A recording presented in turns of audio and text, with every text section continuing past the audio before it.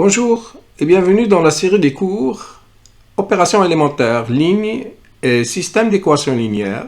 C'est une série de niveau Bac+1 et elle est composée de deux parties. Une première consacrée aux formes échelonnées lignes et opérations élémentaires matricielles. Quant à la seconde, elle est consacrée à la résolution d'un système d'équations linéaires par les opérations élémentaires lignes. Résolution appelée parfois méthode de Gauss-Jordan ou encore méthode des pivots. Voici le premier épisode de cette deuxième partie intitulée Motivation pour une étude des systèmes d'équations linéaires.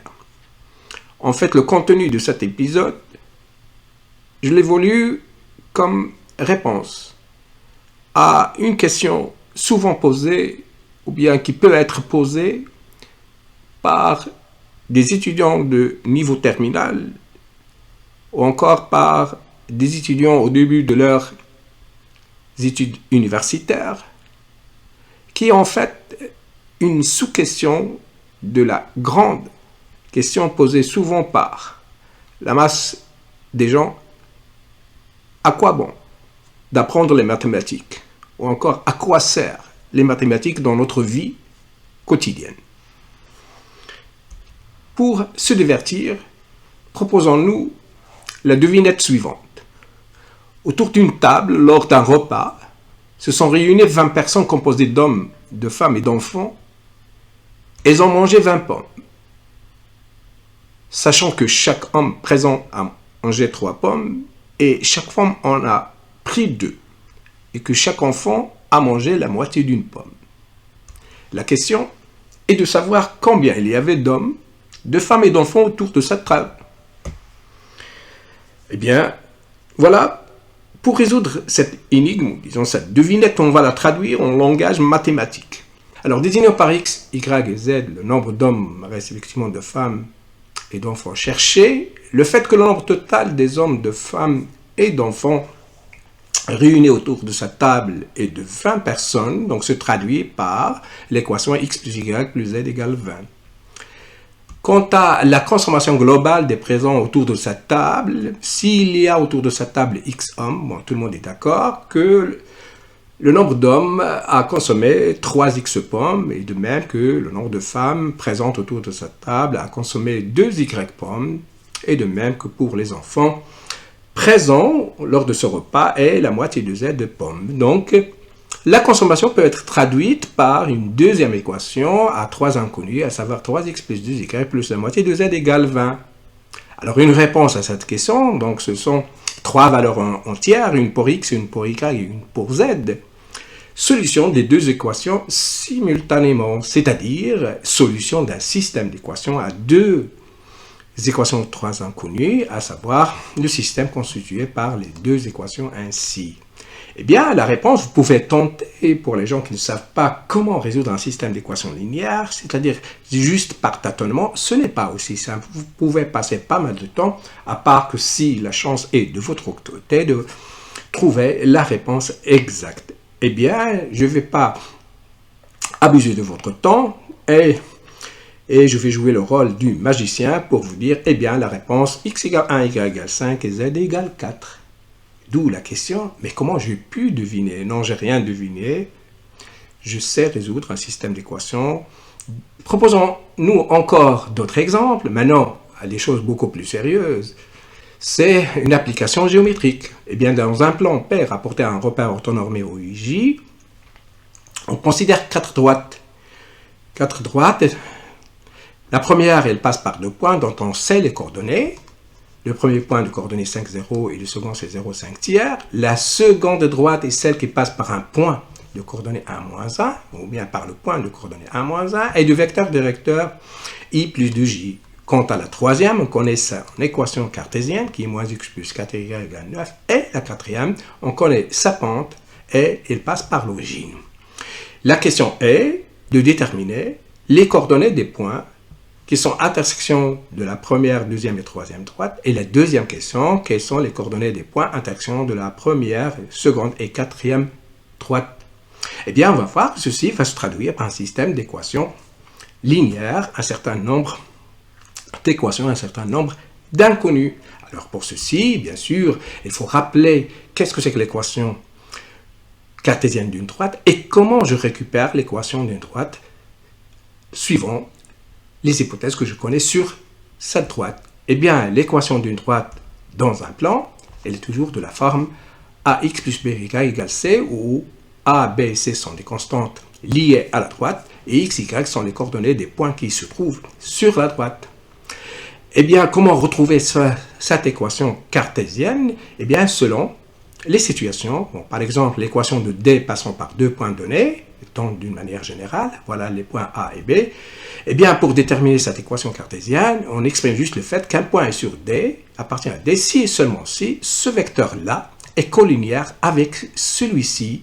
Et donc, pour cet exemple-là, on connaît justement les coordonnées de ces deux points, à savoir A, c'est de coordonnées 5, 0 et B de coordonnées 5, 5 tiers. Et en faisant le calcul, on va trouver des 1 et des équations cartésiennes x plus 3y plus 3y égale 5. Quant à l'équation cartésienne d'une droite dont on sait un point de sa droite et le vecteur directeur sur sa droite, pour retrouver son équation cartésienne, on va exprimer le fait qu'un point est sur la droite si et seulement si ce vecteur AM est collinéaire avec le vecteur directeur. Donc en application ceci A au point C et au vecteur directeur U, on trouve l'équation cartésienne de la deuxième droite, à savoir moins x plus 4y égale 9. Quant à l'équation cartésienne d'une droite passant par un point et de pente donnée, alpha, eh bien, pour retrouver son équation droite, on exprime juste le fait de dire que le point M est sur la droite si et seulement si alpha, facteur de x moins A1, est égal à y moins A2. Voilà, où A1 et A2 sont les coordonnées du point appartenant à cette droite et alpha, c'est la pente de la droite en question. Alors, en application à notre situation, on trouve que la droite D4 est l'équation x moins 2y. Revenons maintenant à notre question, bien à notre problème géométrique.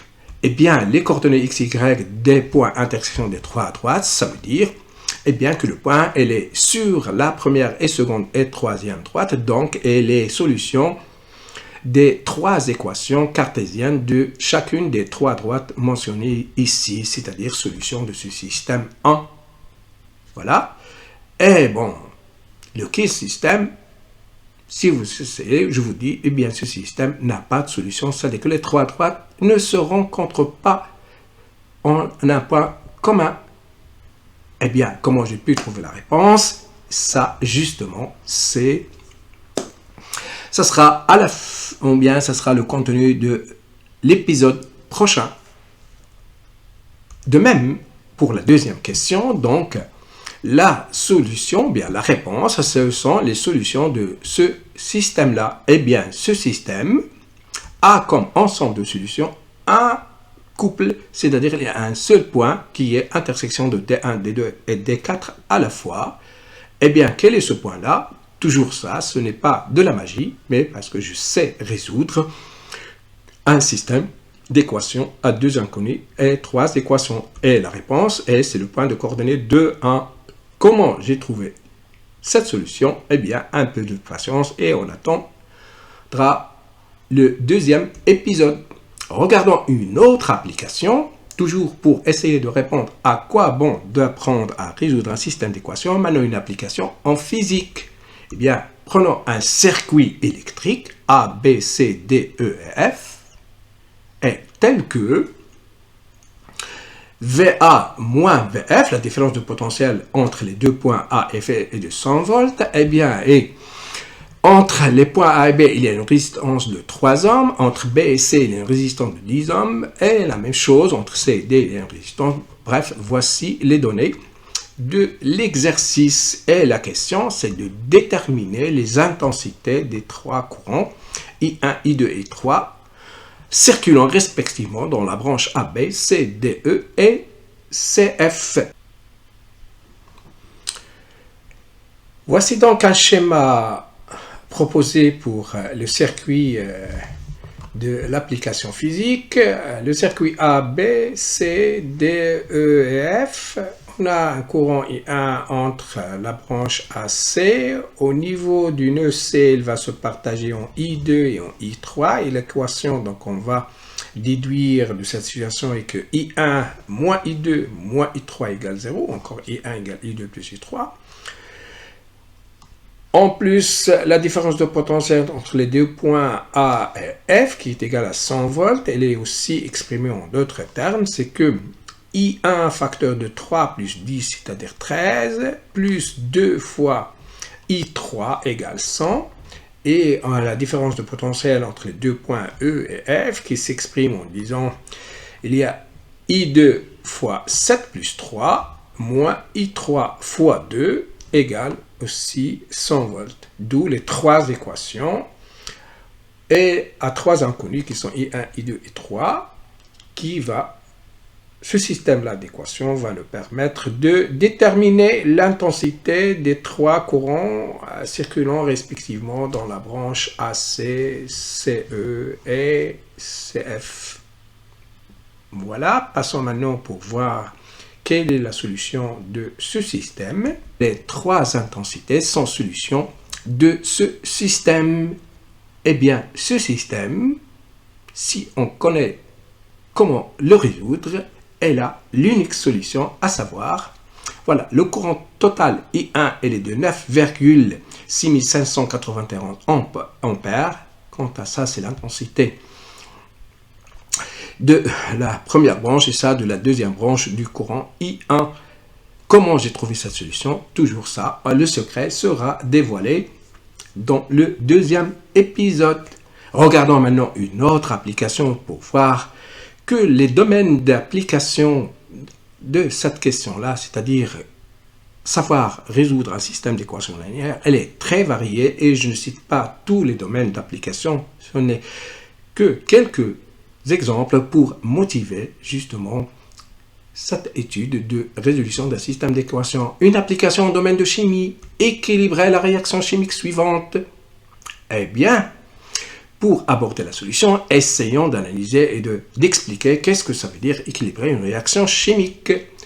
Eh bien, si équilibrer, c'est-à-dire quelle est la quantité nécessaire ici de chlorate de potassium, et donc si cette quantité c'est X, et quelle est la quantité que je dois lui ajouter du saccharose que je dois mettre ici pour que à la fin, ou bien ici, j'aurai une quantité Z du trioxyde du carbone et une quantité d'eau et ici une quantité du chlorure de potassium pour que la réaction soit équilibrée. C'est-à-dire, si je mets ici une quantité X, ici Y, ici Z, ici U, V, il faut que la quantité ici de corps simple soit préservée. C'est-à-dire, la quantité qui est là, elle se retrouve ici. Plus exactement, donc cette réaction sera dite équilibrée, se traduit par que la quantité de chaque élément simple introduit au départ doit se retrouver dans les corps récupérés à la fin de la réaction chimique. Ici, l'équation qu'on propose ici introduit 5 corps chimiques simples. Il y a le potassium, ici désigné par la lettre K. Il y a le chlore, eh bien le symbole chimique c'est Cl, le carbone, ici C, et l'oxygène et l'hydrogène. Donc la quantité de ces 5 corps présentés ici doivent être égales à la quantité ici. Alors, voilà, la conservation du potassium dans la réaction chimique va se traduire par la satisfaction de l'équation X moins V égale 0. Ici, si on regarde le potassium, combien j'en ai ici? J'en ai X là au départ, et ici à l'arrivée, j'ai V. Donc cette quantité du potassium introduite ici doit être préservée ici, donc X moins V égale 0. Quant à la conservation du corps simple chlore, eh bien, dans cette réaction chimique, va se traduire encore par la même équation, parce que le chlore ici, combien j'en ai? X, et ici, à l'arrivée, j'en ai V. Donc, X moins V doit être égal à 0, et ainsi de suite. La conservation du carbone va se traduire par cette équation 12Y moins Z, de même que la conservation de l'oxygène va nous donner cette équation 3X plus 12Y moins 3Z moins U égale 0, parce que regardons l'oxygène. Eh bien, ici, j'ai 3 atomes fois x, donc c'est 3x. Et ici, donc j'ai 11, donc 11 y. Eh bien, de l'autre côté, j'ai 3 z. Et ici, donc j'ai u. Et voilà, ça doit être, les deux quantités doivent être égales, ou bien la différence égale 0. De même, la conservation de l'hydrogène nous donne une 5e équation, à savoir 12y moins 2u égale 0. Ainsi, les quantités x, y, z, u, v cherchées doivent satisfaire un système de 5 équations et aussi combien d'inconnus? Eh bien, x, y, z, u et v, donc 5 équations et 5 inconnus. Et les solutions de ce système donnent d'une part la quantité du chlorate de potassium ainsi que celle du saccharose à introduire pour que la réaction chimique soit équilibrée. Et d'autre part, il donne aussi les quantités Z du trioxyde, du carbone et la quantité d'eau et celle du chlorure de potassium récupéré à la fin de la réaction.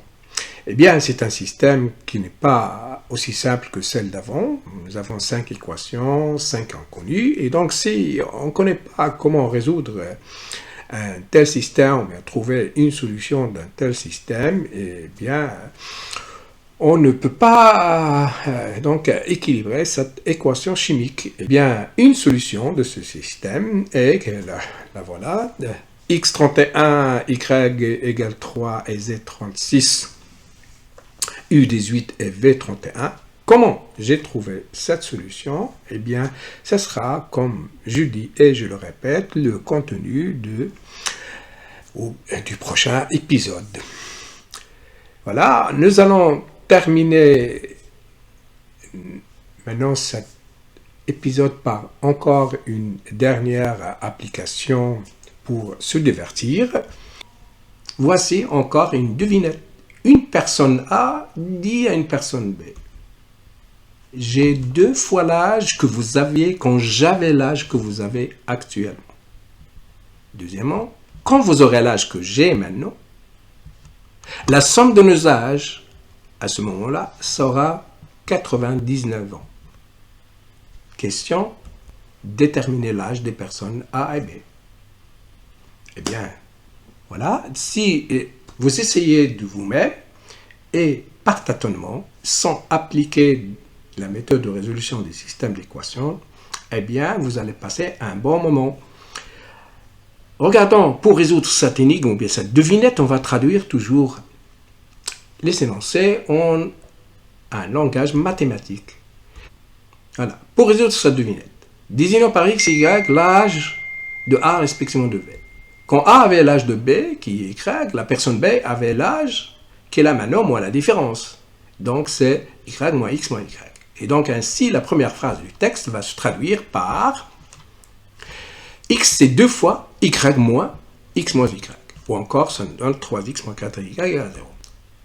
Quant à B aura l'âge de A, qui est X, alors la somme, ou bien alors la personne A aura l'âge X plus la différence. Et donc, la seconde phrase du texte va se traduire par ceci, 3x moins y égale 99 ans.